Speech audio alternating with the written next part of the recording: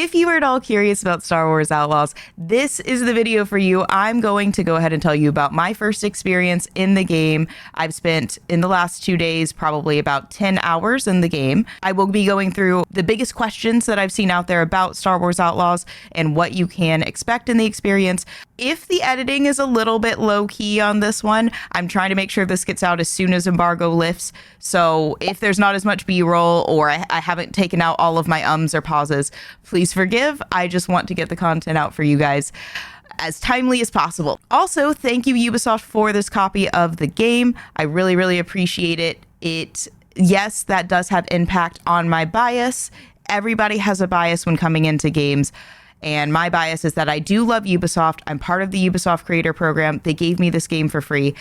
And I really like the action-adventure genre, personally. So, and I'm actually not as big into open world. So take all of that as your frame of reference as we go through what I think of the game. I will try to remind you of that bias as we go through and say what types of players will like or dislike the certain features that I bring up. I'm here to tell you about the features. This is going to be completely spoiler-free in terms of the story and beats and moments that would ruin your gameplay experience if I were to tell you them. I'm going to put this video out there as something that I would want to watch playing the game myself. So I'm trying to be mindful of that and simply give you what types of features are in it if you're someone who wants to have that ahead of time before you buy the game. A quick summary of my experience before I even get into, I'll tell you kind of the story of it, is that all of the things that they've promoted in their marketing went above and beyond, absolutely hugely above and beyond. All of the unique elements that they said would make up this world. The two things that were a little bit underwhelming in my opinion, but not bad, they were just fine, are combat and the presence of the Star Wars detailed lore with realism. So those two things are kind of just good, fine, could do more, could have been so much worse, but could have done way better as well.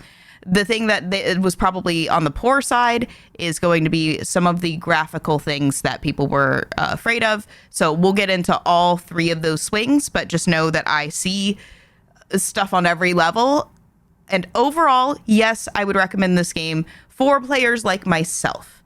So if you like action adventure games and you're not afraid of the open world elements potentially overwhelming you a little bit, this game does a really good job of trying not to overwhelm you with them. Or handhold too much. So if you're okay with open world elements in your action adventure, this is great. If you really like Star Wars, this is great. You're going to have a great time if you love Star Wars, period. Like nothing else matters. If you love it, get into it. You'll feel alive in the world. If you are a huge mastery player, like if you like the craziest combat and you're looking for that perfect combat heavy experience and you want a challenge, this is not going to be for you. If you like crazy open worlds with the most detailed realistic stuff, may not be for you either. If you're looking for those extremes of this is the best combat I've ever had or this is the best RPG I've ever had, this one falls very much in a here's for the casual players to have a Star Wars experience, not here's something for mastery or for detailed for the most detailed RPG type of experience. So just know that it's not in those extremes. It's very much a middle ground of, hey, this is a game for Star Wars fans. Hey, this is a good action adventure that you can spend your time in the main game with a lot of really, really innovative elements surrounding it in the open world to kind of keep it's framed in the open world properly. So that's who I'd recommend it for. If for whichever side, those are the features that I saw that were most important. So to tell my experience with the game, these are the three things that stick out most in my mind. The Nix and just having that buddy the whole time. It's a buddy adventure with a cute animal. Like anybody who's down for that, this is your game. Kay and Nix, the two main characters, obviously you're playing as Kay, but she has this cute little buddy with her at all times who helps her all the way through. And that is the number one thing that I'm coming away from this experience with. Nix is the true unique element of the game. I've never seen a video game where your cute little animal partner is so useful, can help with strategy, and just gets to be a part of it the whole way. If you've ever been in a game and you felt like the main character was kind of lonely and didn't have anyone to talk to, she has her animal companion, because then that allows for her to kind of talk to someone as well. It gives her someone to kind of bounce off of as she's going. She actually does understand him quite a lot, like a little more than you would necessarily think realistically, but we'll get into that. They're going on these adventures together, and it's like a buddy. It's like that best friend dynamic all throughout the game, but also her pet, her companion, her just it's her like her little child in a way. It's like the thing that she cares about. She's like, I'm gonna get us out of this. I promise the next one will be better. I'm gonna get like a better life for us. Like that's always kind of the conversation. And so her having that companion is really, really cute. I spent probably 100 or 200 pictures at least on Nyx alone. I'm not even exaggerating. I also just spent a ton of time in photo mode, and I couldn't stop. He's just so cute. And that's my biggest takeaway is if you have ever wanted to play a game with a cute animal companion all the way through, that's just your adventure buddy, this is that game. That's it. 100%. If you want that, nothing else matters. You can have that experience all throughout the game. The second thing that really stood out to me was the reputation system. And oh, by the way, a quick aside, I am sitting in a comfy chair today instead of my normal gaming chair. That's how comfy I've gotten with this game. I could not put it down. I'm really excited to restart it with you guys tomorrow on stream, but just that's why I'm in this, if you were wondering and you watch my videos and streams and are wondering what this is. Okay, so the reputation system is essentially, it's something I've never seen before, and I told you guys that in the last video as well, that I have not experienced it, but if you play a lot of RPGs, you may have experienced something similar, so keep that in mind. In the action-adventure genre, I've never seen anything like it, but I have expected it, and the two games that I wanted to see it from have been RDR2 and Cyberpunk, and we'll get into the big glaring differences between this game and those. Glaring might not be the word. The biggest difference between that and some other games that it's been compared to. So just keep that in mind. But the reputation system is dense. It affects every aspect of the gameplay. Everything that you do affects that reputation system, and then that reputation system affects the game as well. So it's like everything kind of works well with the open world and the main story because of that overarching reputation system. It has some replayability potential too, depending on how you want to do it. I'm actually already excited to replay with you guys tomorrow, and maybe definitely make some different decisions. If you see something in the world and you want to do it, or if there's something that you need to get, if there's an objective and you have a choice, a lot of player freedom around how you get it will affect your reputation with the others. So in both the side missions and main missions, you'll have decisions that you can make that will affect your reputation. So it's not just getting the thing. It's not just doing the objective. How you do it doesn't just matter for your fun and for player freedom. It also affects who your reputation goes towards or against. And on top of that, because the reputation system is so dense, that will then affect your play style later and the things that you unlock because you have either become friends with this clan or this clan. So everything has like these wide-ranging impacts. And I found there was one mission in particular where I fail-stated. I actually got spotted. I decided to do it stealthy. I'd become slightly friends with the clan, okay? And I'm not going to go into too many details to not spoil anything, but I became friends with the clan, and they wouldn't quite let me into their restricted areas still. We were only on good terms, right? And I was like, well, how do I get in? And I kept looking for like little openings or secret passages to get in. And had I not been friends with them, I found the path I could have taken to get into there without walking through the front door. That still does not get me to where I needed to go in the back, because I was trying to get to a hidden area that was in the restricted area. So I climbed around and I found this spot that doesn't look like necessarily you're supposed to be climbing on it. So you feel like you're doing something kind of secretive. I'm sure that it was there on purpose. Nonetheless, it felt secretive, because it does seem like the only path to do the way that I chose. And so you go up and you can kind of stealth, and you're looking around and you're seeing the paths of everyone, and you're seeing who looks and who moves and who doesn't.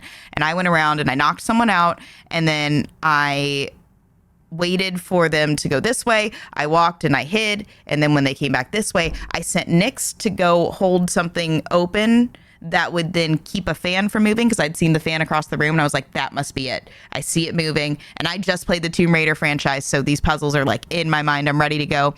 So I see it moving. He goes, and I tested to figure out what it even does in the first place. So when he tested it and the fan stopped, I was like, perfect. That's what we're going to do. So I found my safe route around. He stopped the fan. I went through it. He jumped with me. And then we go back through and we can go and get the stuff. So and then you have to do it again on the way back. You have to find a different one that he holds open and figure out how to do that while also watching their path in the other direction. So that was stealthing. The first time that I did it, I messed up. And actually you don't even have to go back out the fan if you don't want to. It's completely open in that area. So you could actually try to silently take out someone from afar or sneak down and see if they see you. I didn't want to risk it, but you could do that. There's a lot of player options there. If you want to just blow everyone up after that, you could, now that you have the thing and you feel safe. If you just wanted to take them down, you still have that option. But what I wanted to say about that is that I actually failed the first time I tried it. They somehow saw me while I was trying to get past the fan. I don't know if one person had turned just a little bit too much and I was just at the wrong time. I timed it wrong. And so they kicked me out, and I almost went into bad with them or poor with them. And so one mistake almost made it so that I wouldn't have been able to do the same path that I'd done before, because I would have had to sneak in a different way. That's how much the reputation system matters. And it also meant that I was farther away from the next level of reputation with them to start unlocking more of the rewards. So pretty neat, right? And so you only have so many chances to do this. Failing a mission doesn't mean, okay, I start over. You don't just restart an encounter. It actually has meaningful effects for different parts of the game, because let's say that I'd gone to one of the other clans to get this thing that I needed. I had a couple options there. I could have gone to the one I wasn't friends with and snuck around. And then I could have made my reputation potentially bad with them, which means when I saw them later, I was bad with them and they started shooting at me on sight. So I wasn't easily able to go in and navigate and try to figure out where something was. So it does change kind of where you go to get things and how you go about getting things. And even the fail states in a mission aren't just, okay, I failed, I'll try again. It actually matters. There were also 2 different missions where in the main story where I could choose who I was going to side with or betray. And on the first one, I decided to go with the people that I had initially made the deal with. And the second one, I went the opposite direction and I went with the people on the other side. Now, what happened on the second one was really interesting, because while I betrayed the first person, I thought, okay, well, I got my money from this person, because I was kind of mad at the first person anyway for making a mean comment towards Nick. Said I was going to skin him if he stole from him again. And I was very upset. And so I was like, no, I'm betraying you. And I went and said, okay, I'll take your money. I'm not going to turn you in. And that they were also siding with the other clan that I was already friends with. So I was like, well, maybe I can get better in their races too while I'm at it, right? Then when I leave, he attacks me and he tries to get me. He's like, I can't have you telling where I'm going. And I was like, God damn it. And so I had to get away. And then I get back to the planet and I still go to the guy and I'm like, well, I found what you were looking for and I got the job half done. And he was like, well, then you get half your pay. And my reputation actually went down with that clan, I guess, because he wasn't very happy with how I handled it. That didn't seem super fair, but nonetheless, I didn't do what he wanted. And yet my reputation went up with the other clan, and that clan calls me and they're like, hey, thanks for, not turning that person in. We need them. So I'm sorry about them shooting at you. And I was like, well, I at least like the apology, but rude, And so that just felt so alive and real instead of just doing what the game tells you. I've never experienced that. And if you do that in an RPG game, it's usually not going to have some of the density of the action adventure part of that. That's not their focus, right? But this having all of that stealth and everything within it, and some combat and puzzles even. The third one, leading into the third thing that I really like about this game, is that there's more puzzles than I expected. So if you were trying to compare it to games that are very open world action adventure, you don't normally have a lot of puzzles. And I won't say that they're the hardest ever, but I did just finish the Tomb Raider franchise, so I'm used to some pretty tough puzzles, or at least finish a lot of it. I didn't quite make it through. I touched on every game. I didn't quite finish every game. So I recognized some of the puzzles, and I don't know if there's another game that they took that inspo from that's similar to Tomb Raider, but I certainly see a direct inspo, and it's funny that I just played that series. For instance, I still didn't figure out one little like side thing that was happening with trying to steal something from an Imperial little tiny camp, basically, or base, or whatever you want to call it, like you would see in a lot of these types of games. I couldn't find the item to steal, but I found something else, and it was from the wanted system, which is kind of part of, it's not really part of anything else. It's not part of the reputation system. It's different. And I'm glad that they kind of separated it out a little bit, because it's with the Imperials, which are not the criminal clans that you have the reputation with. This is the Imperial wanted system, which is different because that's like the big overarching government. Most people who are watching this, I'm sure, know that during this time in Star Wars history. This is between games or movies 4 and 5. Wait, 1, 2, 3. Sorry, 5 and 6, because it's the first trilogy, 2 and 3. Lots of Imperial power around it. Feels very oppressive, which more so, it does that better even than RDR2, because it just feels like you're an actual outlaw. There's an oppressive force. That's ever present. There's all of these clans that you can take sides with and try to become the best criminal you can. But basically, you're just trying to, make a name for yourself. And you start out with a lot of catalyst, if you will, and I won't tell you exactly what so that I don't spoil it, but you have enough motivation from the beginning, and that motivation shifts and changes as it goes, and the things around you build and grow. So it's ever changing and ever present all at the same time, so that you're never getting bored, but it stays consistent, and it's always there. So your motivation just feels strong the whole time. There's an urgency, but there's an agency. And the urgency isn't too strong to make you not want to interact with the world, because the way that you interact with the world fits your player agency, which is all I look for in an open world. I feel like so many don't have that, like Cyberpunk, for instance. So I'll get into all of that a little bit more, but I just wanted to that's my biggest summary of everything. Let me go through and kind of tell you stuff from my notes and just explain to you what my first thoughts were as I stepped into the game. And now, mind you, some of these will be positive and some of these will be negative.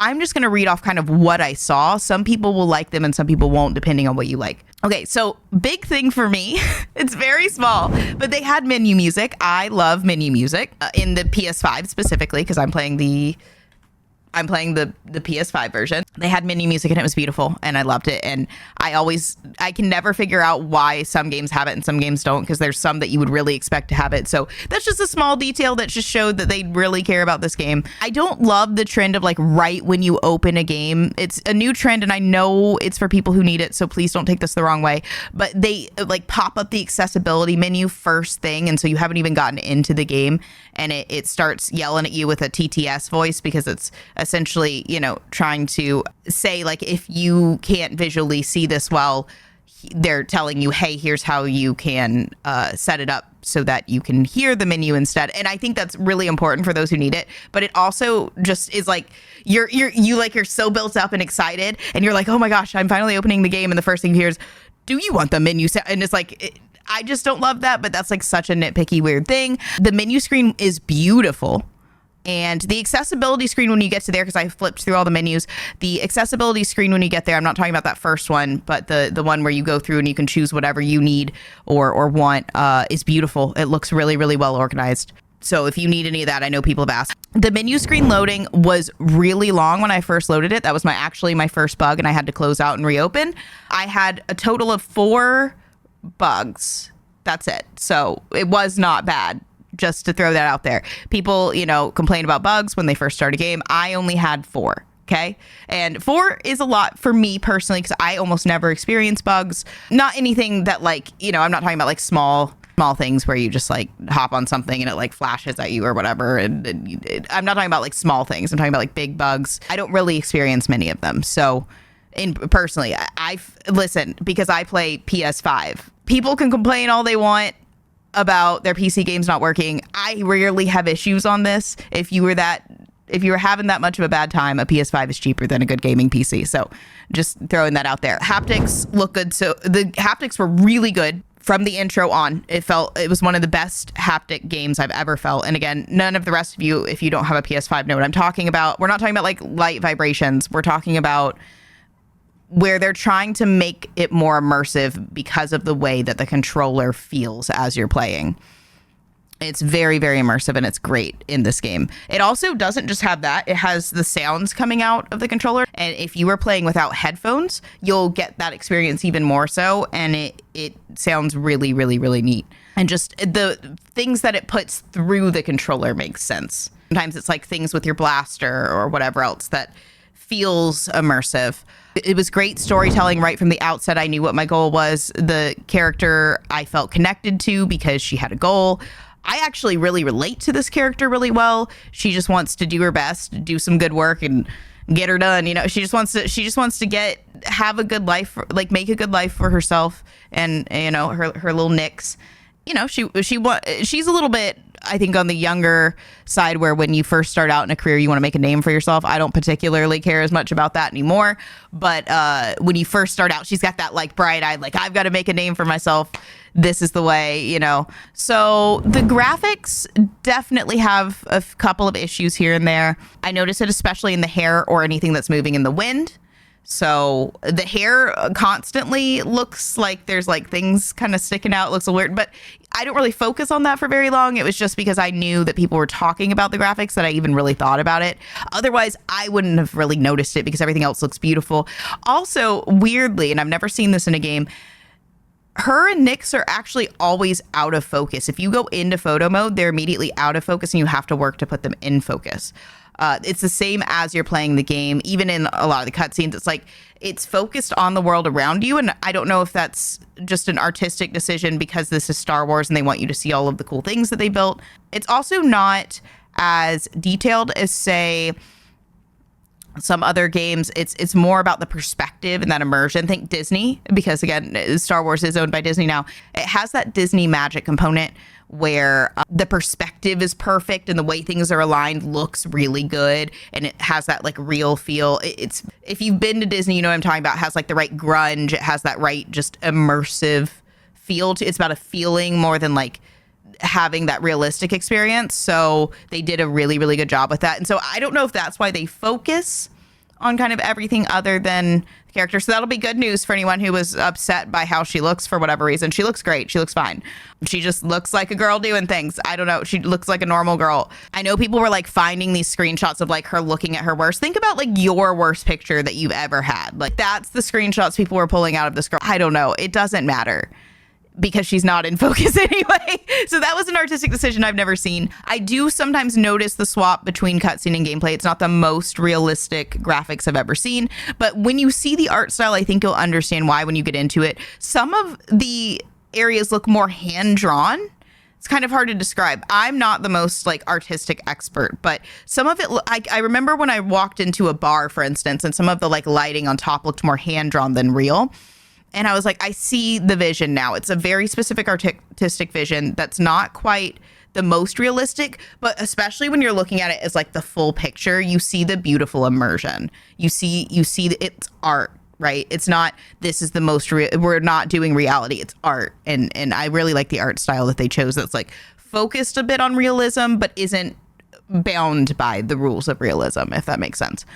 The background noise is really, really good everywhere you go. It's not distracting. Now, again, I do wish there was a little bit more of specific lore that you could hear. Like, I don't know if it'll happen later in the game because I've not gotten as far as you would think for 10 hours. I kept getting distracted by, like I told you, photo mode and all sorts of other just adventures, which doesn't happen very often for me. Like I said, I'm an action adventure girly. I'm not an open world girly. So that tells you what you're getting into with this. They did so well with the open world for me personally, catching my interest with many different things.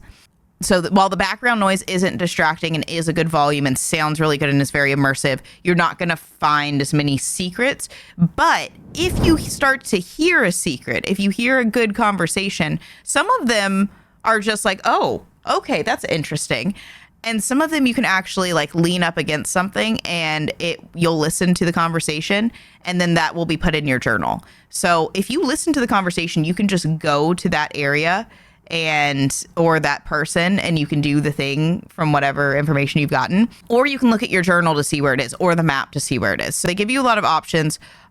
I personally like almost no player guidance, and I would rather like almost not have those things and then have to remember them and go do them. They still have a few of those though. For instance, I found a hint about one of the horse races, and it didn't go anywhere in my journal that I could find. I couldn't find it in any menus. So if you don't remember it or write it down, you won't remember necessarily. So I could have gone and bet on that horse. I didn't go do it, but I will go do it in my playthrough with you guys live and see how it plays out. Maybe it was a lie. I don't know. Maybe it's a trap. I did get trapped once too. I got scammed. So that makes the world feel very alive as well, and very run by criminals. We're in the criminal underbelly. There was a guy when I was walking in, he offered me something. And at first I was like, nah, I don't need that. I want to go sneak and go do this thing. And then I was like, well, you know what? If this gets me around having to sneak, why not? Like, I'll try it. I've never done that before in a game. Let's just go see what happens. So I got the thing, and he was like, yeah, okay, have fun. Tell him I said hi. I go up to the bar and I'm like, hey, so I have this thing, I'm going to go see this person. I'm not giving you too many details so I don't spoil it. They're like, kid, you been had. I think somebody took you for a ride. So, just know that there's that kind of stuff. I've never been scammed in a game before that I can think of. It has some of those moments. And I also gave someone money to gamble. There was a gambling addict who was like, hey, can you give me money? And I was like, no. And then I was like, well, let me just test it. Let me see what happens. Because in like those kind of circumstances in RDR2, I just was never interested because I was on that horse forever and it was always distracting me from like getting where I was going. This is when you're walking around, so it feels natural to maybe stop for a second. And that's a big difference between that and RDR2 is that the way that you interact with the world doesn't interrupt you as much. It feels organic versus when you're on your horse. I don't want to stop. I just want to get to where I'm going. That's just me personally. Where you might have, like when you're on your bike, there's going to be less of that and more of like, oh, this is like a side activity versus like a side person, right? The side people are when you're walking around. You also have a whole different type of traversal in your ship. And that's when you could also do side activities, but there's not gonna be like people out in space like, hey, can you help me? I broke my legs. Like, it's just because I always think it's a trap. And some of these are also traps like that, but in a way that feels more real and organic, not just people like, hey, we're gonna trap them. It's like smaller scale scams. It's not like, oh, we're gonna hold them up. It's really more realistic because people get scammed every day by stuff and you never see that in games, not like this. And so it was neat to have that like small level scam that didn't like take me for all my money or anything like that, but it was enough where I was like, whoa, okay, it took half my money. Not that it was a lot of money, and I got a lot more later, but very quickly, but it's funny. And so I gave the gambling man money too, and he was gone for a while. I walked by quite a few times. I was like, all right, he's not here. Maybe I got, maybe he took me for a ride again. But he said he was gonna give me half his winnings if he won. He was like, I just been on a bad streak. I was like, this is a terrible idea. I'm gonna do it. And he actually. So there's just like different, if you think that it's going to be a repetitive game, it's clearly not, because there's a million different small things that you can do as well. Now, is it where you can talk to everybody? No. Absolutely not. So if you like those, what I was saying earlier about the heavy open world RPG elements, it doesn't have all of those all of the time. You cannot talk to everybody, and not everybody's going to talk at all. And you can't even hit them with your vehicle. Okay. So I tried, trust me, which would be, I do like doing that in some games. Sometimes you can, like in Uncharted, I was driving the car, and instead of getting out to start shooting at this area that we had to go past, I made it my life's mission to hit 6 of them with my car first and take 6 of them down with my car first, specifically, not just hit. And it was hard. And I just went into full focus mode for like an hour, I think, to do it. There was no rhyme or reason behind it. I was just motivated because I could. You can't do that in this one. So if you want to hit people with your car or you want to talk to everyone, those are not going to be options here. So just know if you're an open world person, there's fewer open world elements than I anticipated in that regard. I assume that they're probably not wanting you to be able to kill everyone in the Star Wars world because even though you're in the criminal underbelly, this is like teen and up, I think. So they're probably, I don't know. Is it rated less than some of the more violent games? Who knows? But I think they're trying to make it just a little bit more family friendly, probably, you know. And it probably was one of those things where it doesn't matter for the game necessarily. So they didn't make it that way. Would it have really meaningfully changed the game? No, not so much. You're mostly wanting to stealth anyway. I think they're kind of actively trying to keep you away from a lot of combat situations. They still put some really good combat situations in there. There was one in a main mission where I specifically was looking more to the environment. So combat. Well, let's go into combat. Combat can be very overwhelming when you haven't kind of gotten the feel for it yet, but it's clean. And all of the buttons are clean in general. When I say clean, I mean from somebody who games all of the time these days, everything felt right. And so I switched R1, R2 because I'm a freak and I don't like playing this way. I like playing this way. Some of us are like that. If you're like that, you know, feel free to comment and say I'm also weird. It also helps with my tiny hands, but then I just asked somebody else with tiny hands and they were confused why I'd switched my controller. And so not everybody's like me, even if you have tiny hands. Nonetheless, I like it. And then I can also claw if I need to. Anybody who knows the claw. And it feels good for where my thumbs are on the joysticks versus like this. That doesn't feel like it's comfortable. Anyway, the gun feels fine. The aiming feels fine. Does it feel perfect like a Naughty Dog shooting? No, by no means does it. I also can't get I like when I can play like one headshot games, you know, you get that perfect headshot and you're done. You can't do that in this, but it makes sense because you're shooting a lot of people with helmets. It takes 2, I think, for pretty much everyone. I don't think there's a difference even when they're wearing a helmet from what I've noticed. I tried to count.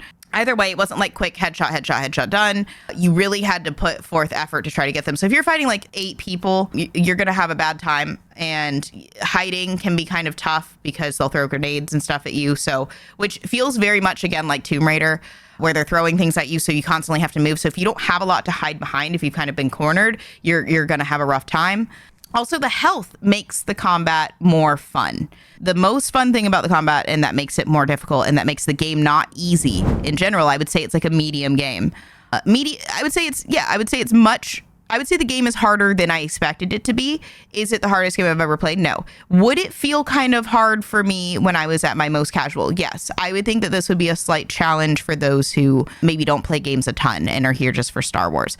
But they offer enough player guidance and enough things that you can level up that you will be just fine. And so if you want to focus on that, you're going to be fine. And they have a lot of different features you can add on. You can practice and get better. You will be fine if I was also on normal. There is an easier mode. They are kind of dumb. And personally, I think that works with the health regeneration. So how the health regeneration works is you have 3 segments. And if you know of a game like this, let me know because I couldn't think of any off the top of my head. But it has 3 health bars.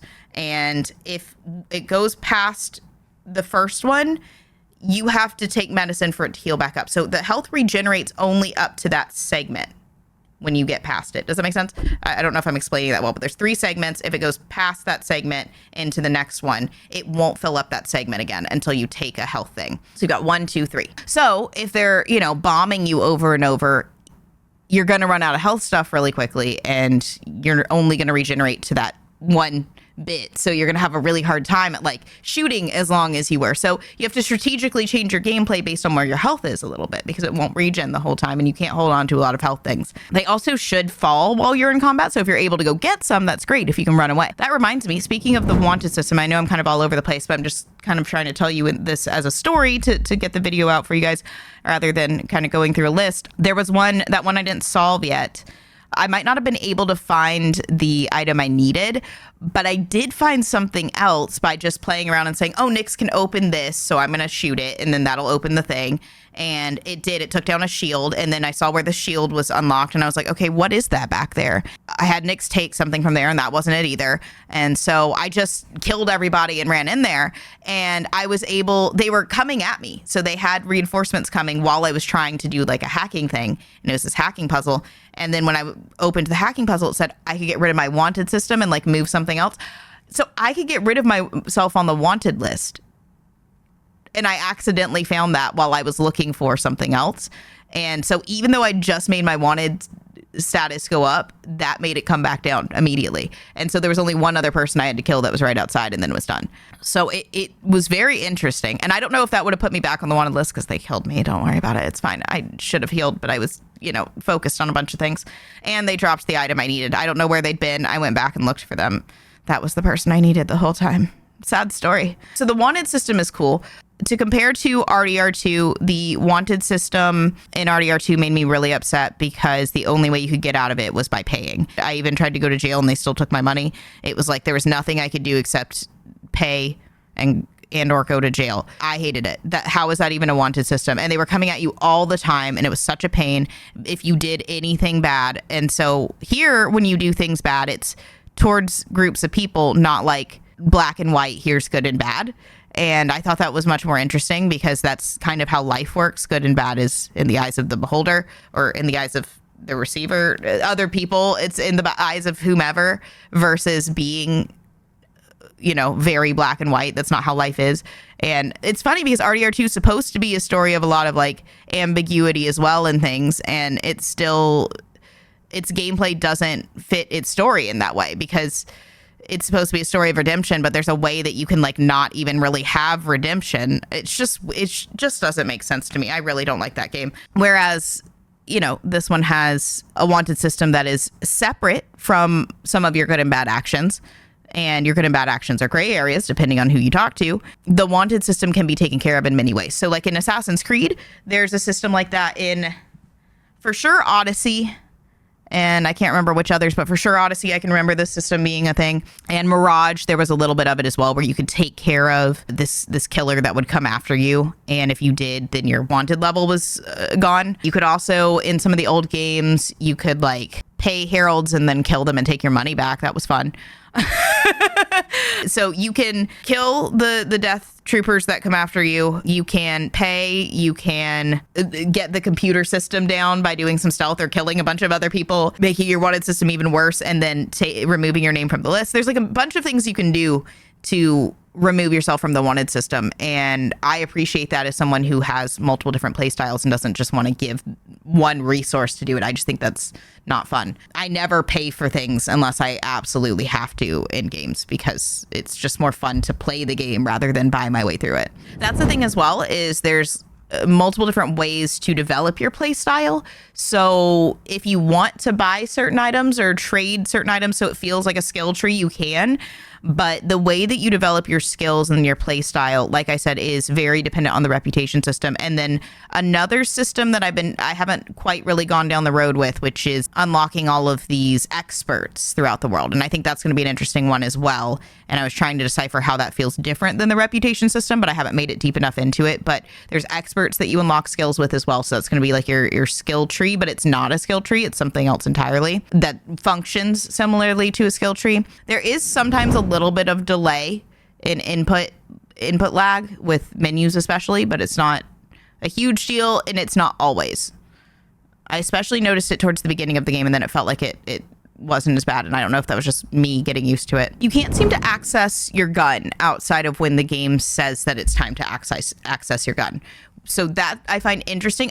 It wasn't bad. It was just, as somebody who plays a lot of games, it felt weird. But is it bad? No, it just felt out of my comfort zone as a gamer. There was a moment in the story, and I won't tell you when or anything like that, but let's just say that we ran into the Rebel Alliance. They immediately, because think if you're part of the Rebel Alliance in like the movies or the shows or whatever, you're like, obviously, like, come join us, like, stop being selfish, like, just come join the good side. And you never really think about it as much from the other perspective, like how that would feel if you're like, you have stuff to do and people are like, hey, come join us. And you're like, no, like I've got stuff to do. Like, leave me alone. I could leave me out of your weird political stuff. Like, I've got stuff to do. Leave me out of your political cause. All right. And they're like, all of a sudden, you know, they're like, join us. And she's like, no. It's just, it felt so weird to see it from the other side, and I just thought that was hilarious. So they're definitely playing on things like that I've never seen before. They do make a reference to the very first movie pretty early on, which I thought was cool.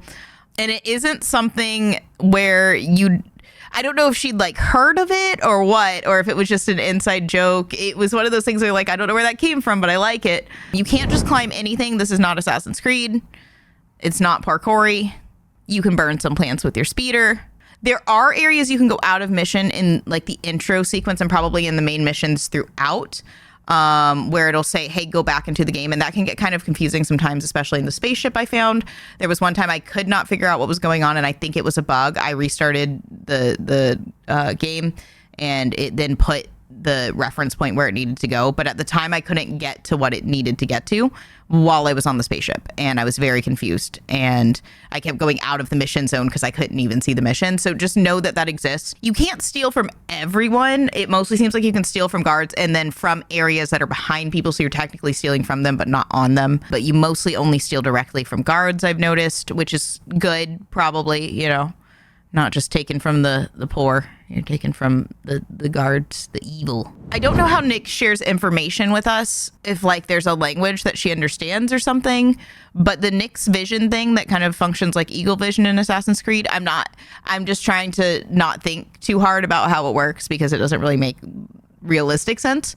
But nonetheless, Nyx gives us information about our area. It functions like Tomb Raider earlier. I would prefer that the game does not have too much player guidance, but I did find that I used it at some points just for comfort level, because I was like, you know what, I don't need to solve this puzzle at the second. I kind of want to keep going with the game. And I was lost. I had looked around, and I just played Tomb Raider, so you know I looked around, but there was a little panel I had missed to go touch and do something with. So when I did Nick's little thing, it like highlighted the area and I was able to find it. So that was really, really neat. And like I said, the map, the journal, and the Nyx vision can tell you what you need to get through the game. I try to play it as much as possible without it and then use it when I really need it as like a little I call it cheating, to be honest. And I know for other people it wouldn't be that way. Some people would call it a hint. Some people would call it I need it because I don't play enough games, or not enough games, but I don't play games a lot, and I'm not a crazy person who plays games all day, and all of that is fair.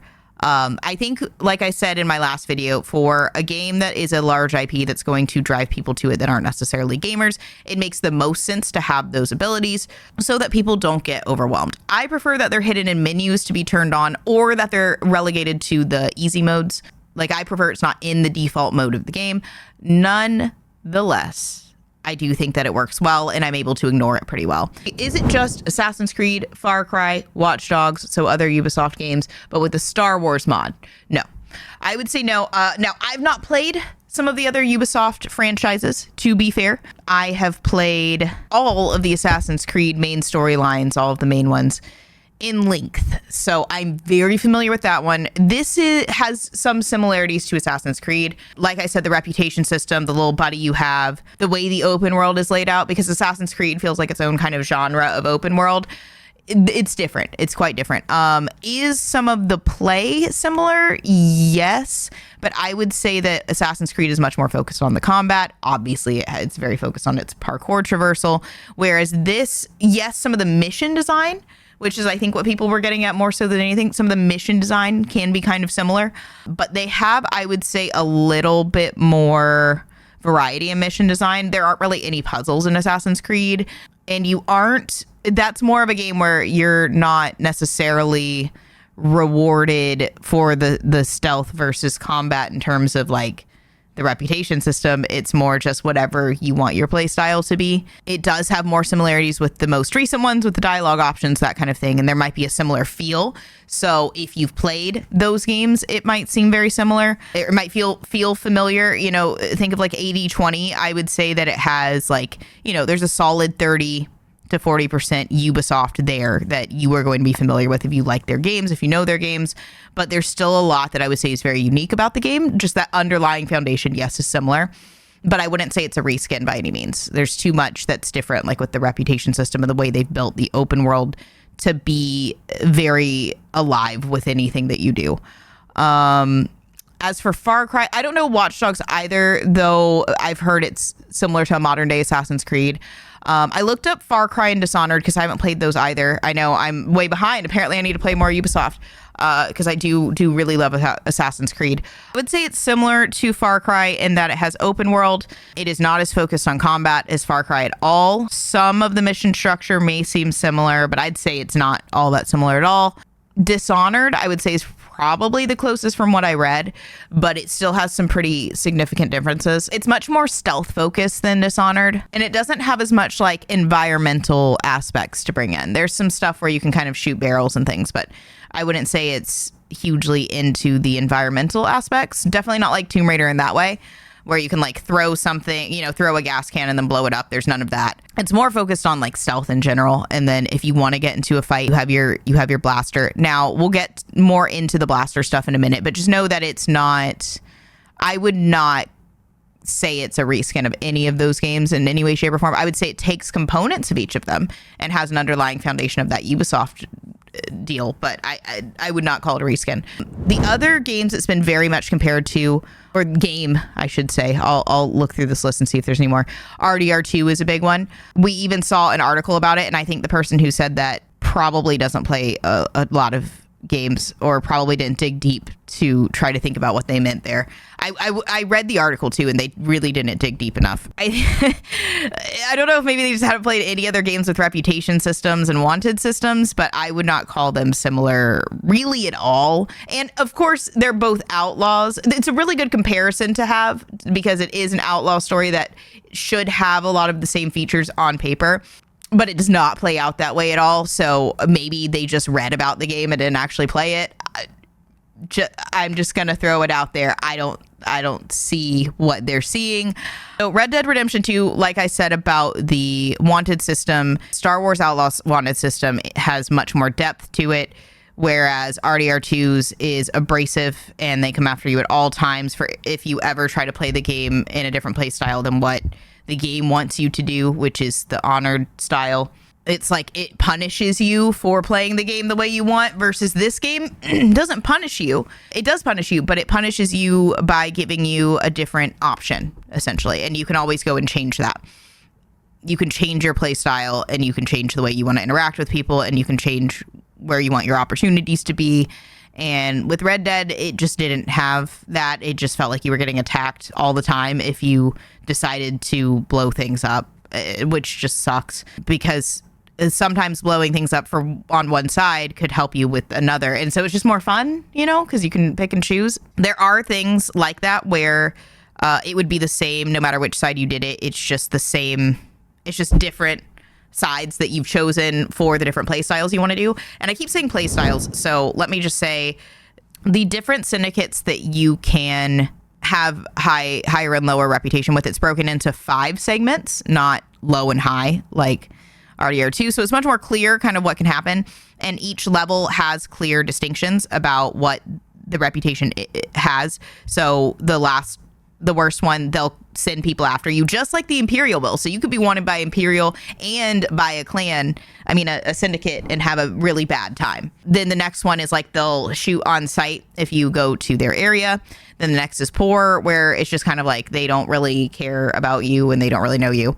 Or you've kind of you've done some good and some bad and they just don't trust you. Then there's good, where you've gotten on good terms with them, you've given them some information, or you've helped them with some missions. You're good. That's where you start to unlock things with them. So it's not just punish if you do something bad, like the system, the reputation and the wanted system on RDR2, where it just punishes you nonstop for your decisions if you're low or if you're wanted. and there's no real upside to the other side. It's just, oh, okay, you played the game the way we wanted, so we're not going to punish you. You know, it's like you actually get rewards. Different syndicates will give you discounts. You will get different types of rewards. So the first three, there are the ones who are more kind of resourceful and play the political games. There's one that's stealthy, and there's one that's stronger and more like brute force. They're like straightforward with you versus like the kind of sneakies that are sneaky about everything and do a lot of double crossing. And then you've got the ones that play the political game and want to look really good, and they're that old money type of group. And so those are the three main ones at the beginning. And with those three, you will unlock things for your play style. So say you go with the stealthy people, you will unlock stealth things. Say you go with the old money people, you will unlock stuff for resourcefulness. And you'll be able to kind of like get through with the Imperial side a little bit better. If you are with the brute force, that's going to be more like your regular action adventure where you get stuff for like defense or offense. And so that affects how you would approach each mission. So RDR2 also has way more detail. You're just not going to get that level of detail in Star Wars. If you're looking for everybody talking to you, being able to run people over, your actions having consequences with random strangers, you still have that, but it's scripted, I assume. And I honestly don't know if they have consequences later. There's been conversations where I'm like, I wonder if that has anything that happens down the road. So we'll have to see. But I think that the implications are less with that kind of stuff. But if you see them again, there might be something there. They feel more scripted because you can't talk to everyone. Whereas in RDR2, people felt like the world wasn't scripted because you could talk to everyone. And so the encounters where there was meaning later felt real because you can talk to everyone. And so that volume itself kind of tricked people into thinking that they weren't scripted scenarios. Whereas when you're in a game where you can't talk to everyone, then all the people you can talk to feel scripted. So they like tricked you by having more people, but it's still all scripted. Okay. But yes, RDR2 has more of that feel to it. And it has a lot more detail and more realism. Yes, it just has more detail and has more realism, but it doesn't fail state you for the things that RDR2 does. I remember one mission in RDR2 where they forced me to follow a specific NPC through a graveyard in a very specific way, and I wasn't able to do anything else. And every time I tried, because my first time I tried running out and I made it, and they were like, no. And then the other time, I followed him, but he would have been alerted if I hadn't moved, because I would have been alerted, but he wasn't, even though he was literally in their line of sight. And so I almost got in trouble for getting too far away from him, but I would have been seen. And if I didn't follow his exact path, I'm talking like I couldn't be over here while he was here. I had to follow his exact footsteps or it fail stated me. And I hated that with my whole soul. And that felt like the whole game for RDR2 for me. I would say Outlaws has significantly more player freedom than Red Dead Redemption 2. Even in the main storyline, there's a lot of, you can try to figure out how to run past this part, or you can kill all these people, or you can stealth, and they have a lot more, and you can use different tools, or you can take a completely different path. And nobody's going to stop you. The game isn't going to stop you. You can do it the way that you want to do as long as you get to the objective. And it doesn't backseat your path to the objectives like it does with RDR2. With RDR2, it says, okay, go do this, go do this, go do this. It's like a task list. This is not like a task list. You have your objective, but it half the time won't even tell you what you have to do to get there. You kind of got to figure it out logically. And I really like that. And so even though you might have the yellow dot on your screen that says get this, you might say, oh, there's a barrier. Now what? Now I have to go find the thing that takes down the barrier. And there's not a yellow dot for that, if that makes sense. So is it actually worth the price, or should I wait for the secondhand price drop? I personally, if I were not a content creator, if I were not somebody who like makes gaming content for a living, I would almost never buy a game full price. That's just me personally, because the game is still going to be the exact same, just a different price at a later date. So why would you not just wait? That's me personally. But yes, I think $70 is worth it for me personally, as somebody who likes action adventure, who has been waiting for a game with this reputation system for a long time. I had thought this was going to be Cyberpunk. I still wish I could get a refund on Cyberpunk, and I don't know why I didn't. Outlaws is what I wanted Cyberpunk to be. You know, you have those 3 decisions at the beginning of the game, and then they supposedly affect dialogue, but they really don't at all. Like, apparently, even if no matter which one you pick, you're technically the one from the Outsiders. in some of the dialogue, even so, like that's the default option. They didn't record a bunch of versions like they did in RDR2, for instance. It's the one version for most of the game, so don't let them trick you on that. It does not matter. You only get a different intro sequence. It also doesn't matter for your play style at all, and I was hoping that it would. I was hoping that, like, for instance, if I was a corpo, I would have a little bit of a reputation with the corpos, and like when I walked into buildings, I'd have like a little bit more finesse, but it only gave you an occasional dialogue option, so it did not matter. And the hacker, I wanted to be a hacker, and that didn't matter. There wasn't really a play style for that. You just had to find it in the skill tree. So there wasn't, like, Cyberpunk did not have clear play styles mapped out. It didn't have that then had reputation systems around it. I remember them introducing some sort of like clans that were all over the place, and I thought we were going to get to, have like that. That's what I wanted, is what Outlaws is having the reputation system, having your play style be tied to that, having how you present yourself throughout the world then have implications, have your decisions have implications. This is the Cyberpunk that I wanted in terms of gameplay. So if you played Cyberpunk and you were disappointed, you're not going to be disappointed in this one. Another thing with Outlaws is everything that you do then affects the main game. And they said that in one of the trailers as well. But what that means is, in Cyberpunk, for instance, I worked my butt off at the beginning of the game to get a red katana because I just wanted it because I like red and I thought it would be fun. And then it was a pain in the butt to get. And when I finally got it, I went back to the main game and I was like, I'm going to tear it up, because I didn't want to play any more side stuff. I'd done that just to get the sword. I was done with side stuff. I wanted to go back to the main story. So I take my sword there, happy, ready to destroy everything with my sword, and they don't let me use it. I go like through at least three big main quests or whatever you want to call it in the main story, and they didn't let me use it. And then the whole game changed on me and I still hadn't used the story, the big twist up in Cyberpunk. I rage quit after that. I was like, I'm done. I'm over it. I can't use anything that I got. I'm upset. It felt like if you got stuff, you could only, like in the side missions, you could only use it in the side missions. This game does not do that to you. The way that you upgrade your setup is for the main game. It's part of it. So the open world relates to it. Unlike that. Same with like RDR2, it didn't feel like you needed any upgrades. With Outlaws, it does feel like you need some upgrades and your gameplay will be improved for it. So a lot of people, in relation to that, I'll ask the next question. What about the guns? What are your gun options? And a lot of people were disappointed to hear, if they did hear, that there would only be one gun option. And there's only one gun option, and you can pick up other weapons, but you can't keep them once they're either out of ammo or if you try to do anything else. And I know there's been other games like this, and I can't remember what they were, but I've played games like this before. It's been a while, and that's kind of an older game style that I've seen. I think I know why they did this, and it's, someone claimed, so you don't become OP, which probably a little bit, because they don't want you relying too much on combat. This is not a brute force your way through. You can a little bit more if you go with that one clan, but that's not how the game is supposed to be played. She's one small girl. She's not supposed to be overpowering the entire empire. So, they don't give you the OP weapon. That just makes sense logically. But taking them down one by one, or like setting some sort of, whatevers, or outsmarting them in some way makes sense. But I do think it's to change your gameplay experience in a way, because then you were thinking about it in live combat. So instead of just getting really good with like a sniper, which is like something I love doing in action adventure games, and they can be harder to find almost always because everybody loves that.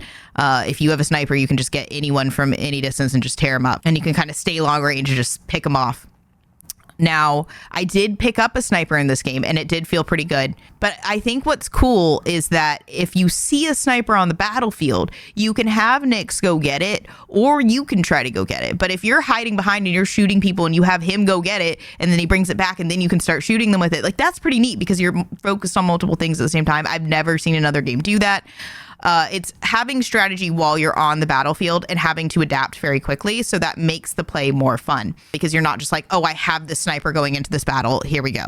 You have to master things very quickly. You have to know in which situation you want what type of gun and see if there's any of those around. You have to pay attention to your surroundings. Now that we've gotten the you can't keep weapons situation out of the way, you only have your blaster.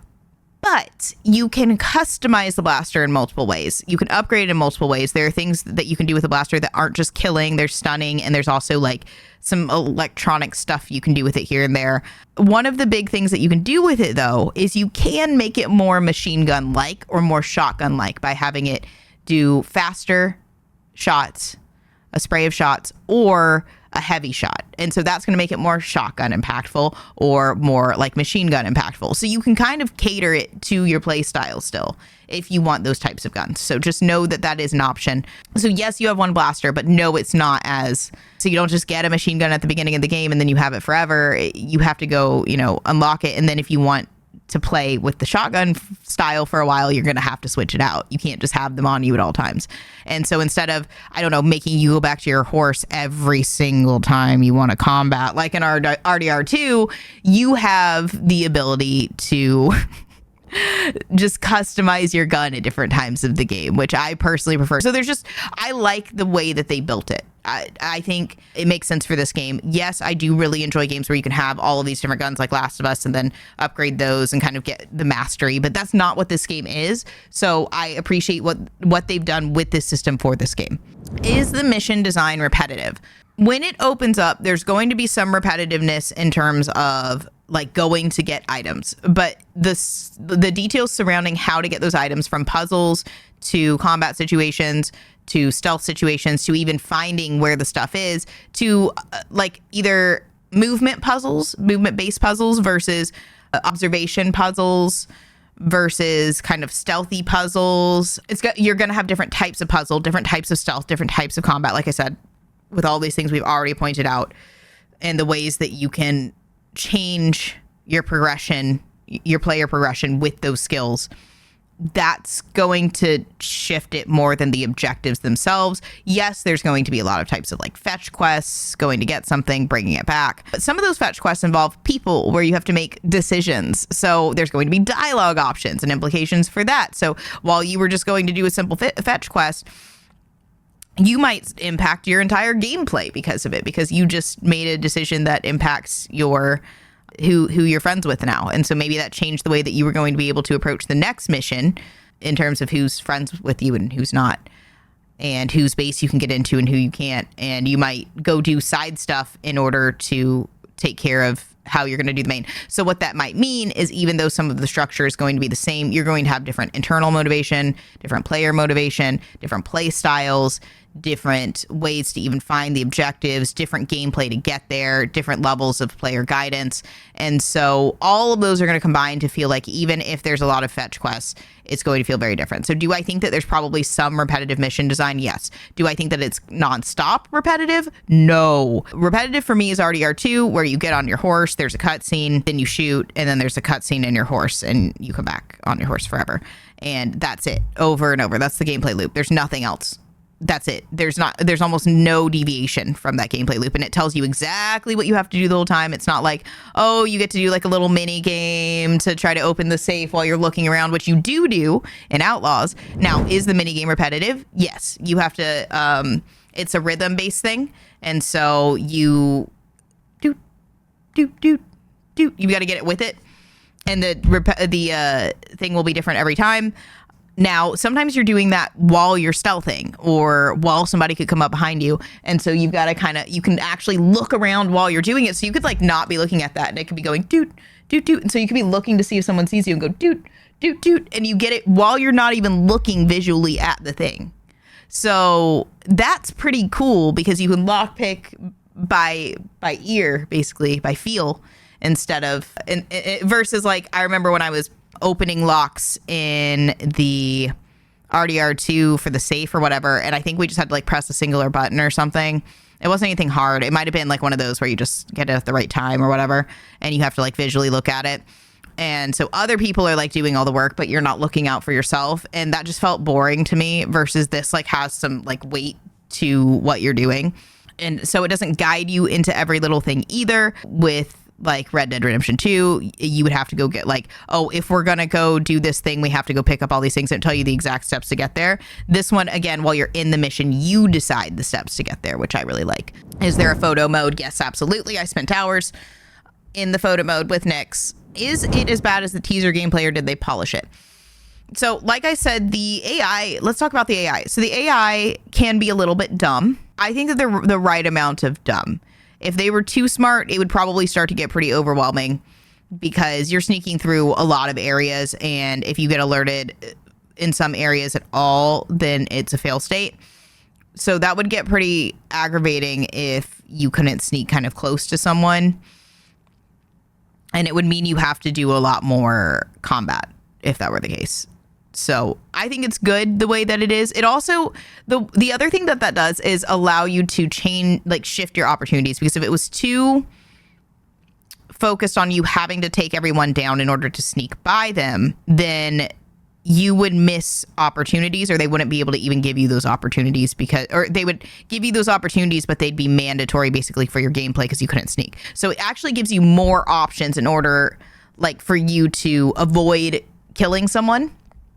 Because there was one area I snuck through instead of doing the opportunity, and then that blocked another thing from me going through later because I didn't go to the computer and hack it. So, and I didn't go, they had a little data pad. I did it twice, and the data pad had information on it where if I hadn't killed that guy, I wouldn't have got that information. But if I did sneak past it, I had successful stealth, but there was a weight to that, in that I missed some opportunity there. So if it was impossible to stealth by him, you would always get those opportunities, right? So there's trade-offs to it being pretty easy AI in that sense, but I wouldn't call it always easy because of the health regeneration thing I told you about. I think that kind of balances out the fact that the AI is kind of dumb. They also will swarm you with a lot of them at once sometimes, especially for main mission stuff or bases or anything like that. And it can be very, very difficult for you to get through. You get hit a few times and you're just out of health things. And what are you going to do at that point? You can barely get a hit in, and you have to double hit to get them, and it's gonna be hard to get through that. And they're not completely dumb. They will come get you. They're smarter than RDR2 AI. And so I don't know where people get the idea that they don't like games that have dumb AI, because RDR2's AI is the dumbest. They will literally stay exactly where they are the entire game. They do not move from their position for most of the game ever. And in Outlaws, they're smart enough to come try to get you from around. So just know that they do move around. It depends on how easy they can get to you as well. If they are kind of from a distance, they might not try to, there isn't going to be a way for them to flank you, but if they can flank you, they probably will, and they will come up towards you. But I never saw that weird little thing. You know the scene that everyone was talking about where the AI get really confused after the stealth? They were saying, oh, the stealth works, meaningful stakes. And then the guy we were watching the video goes, oh, not meaningful stakes because to combat AI dumb. I haven't had that happen personally at all. That's not happened once. I think it was probably a bug. And I don't know why the IGN person decided on that footage of all the footage. My God. Listen, I understand crunch trying to get your B-roll in there, but that was the worst one they ever could have picked. Holy. I've seen some poor choices for footage from journalists before, but that was probably the worst I've ever seen, to be honest. And I've not experienced any of that, if that makes you feel better. Now, when they're saying the teaser gameplay, let's specify that more. What about the smack? Smacking stormtroopers upside the head, is that real? Yes. Did they explain it? No. I don't think they're ever going to. It is unrealistic. It is insane. Nyx will even pull the guy down for you, and then you'll do an uppercut on him. Not realistic in any way, shape, or form. Your fist would be fully broken on that helmet. Nothing would happen. Ridiculous, yes. Fun, also yes. It is fun. It's silly. I'm gonna laugh about it the whole game. I don't know why they decided that, but they did. We're just going with it. Is it realistic? Absolutely not. Is it fun? I'm enjoying it. I like seeing Nyx pull down a stormtrooper so I can uppercut him personally. If you're looking for full realism about Star Wars lore, that's definitely not it. But there you go. They do not explain it. Probably slightly disappointing for people who really, really want that realistic lore, but it's fun. So hitting a stormtrooper upside the head to stealth takedown would not affect me. My buying purchase personally. Now for like I said, the gameplay footage does not look like it did in the IGN playthrough. I do not know why they chose that. You're telling me they didn't play any other gameplay or try again to get a better footage. That was crazy. Anyway, as for the like cinematics, so are the cinematics as rough as we saw in some of the trailers? I would say yes and no. I would say a lot of the cinematics look good. The hair, like I said earlier, is rough. It is always kind of sticking out in weird ways, and things blowing in the wind are always kind of rough. And some of the lighting around like fire stuff, pretty rough. I've actually seen a lot of good water, surprisingly. I was not expecting that for the hair being so bad. Hair and water are two of the really hard ones I've heard to develop, but the water seems fine so far, but the hair does not, and the movement and wind does not. There was actually one specific instance of a lot of wind that looked really, really rough. As for cutscenes, again, I don't think they're going for full realism. I think it's more of an art style choice, and I think people were expecting more realism instead of specific art style, so that might be part of the disconnect. But yes, there are some things in the graphics that are not perfect for how like high quality this game is otherwise, and how much focus has gone, like how much resource has gone into this game in terms of being a big AAA. So that is truly a real critique. Does it affect my decision in my gameplay meaningfully? No, because again, it has not affected my actual gameplay at all. Now, another related question, does it have as many bugs as we saw? Are the bugs really bad? I told you earlier I had 4. So the first one was the main menu screen, just getting through it to the game. That was like, oh shoot, what is going to happen here if I'm having a bug before I even get in the game? But that was bug number 1. Number 2, and I just restarted and then it booted up. It's like, I think it got stuck on logging me into the Ubisoft server. 2 was, it just crashed on me when I was switching something, I think. 3 was it froze on something in the middle of gameplay. I think it was in the ship. And then 4 was, I think it crashed again on something. And I can't remember exactly what that was. I think it might have been something switching too fast between menus or something. So 1 hang up, a crash, a freeze, and a crash. So those were my 4 bugs. And that was over about 10 hours. And they were pretty spread out, to be honest. They didn't all happen at once. I would say it was like probably every 2 to 3 hours of gameplay in there, and they weren't a big deal, and none of them ruined my gameplay experience. It was like, okay, I'll just reboot the game, and I was fine. Went back in. One of the checkpoints was like slightly farther away than I wanted it, but it was like, whatever, I'll get over it. Like you just move on. Like it's not like a game ending experience, you know. I'm not that focused on bugs ruining my gameplay, because most of the time they don't. The only kind of bugs that do are if you can't get past a spot because something's bugging out, and I haven't had any of those.